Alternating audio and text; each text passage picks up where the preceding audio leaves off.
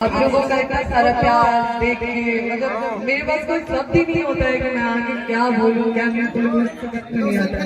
But जीवन भर मैं आभारी रहूंगी आप लोगों के और जीवन जब तक आप लोगों को जरूरत होगी मैं आप लोगों के साथ ऐसे ही खड़ी रहूंगी और मैं भी अपनी जिंदगी कि आप लोग मेरे साथ ऐसे ही खड़े रहेंगे। Thank you. पवन सिंह जिंदाबाद।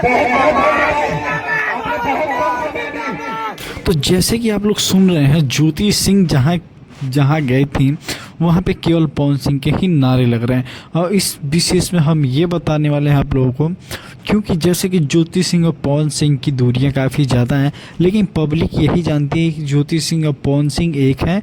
लेकिन ज्योति सिंह और पवन सिंह का है जो तलाक हो चुका है। अब बाकी मैं आप सभी को बता दूं, ज्योति सिंह जो है चुनाव में एकदम खड़ी हो चुकी हैं और उनका साथ में ही उनकी सिस्टर हैं जो कि पवन सिंह की जो साली लगती हैं और पवन सिंह की बीवी ज्योति सिंह।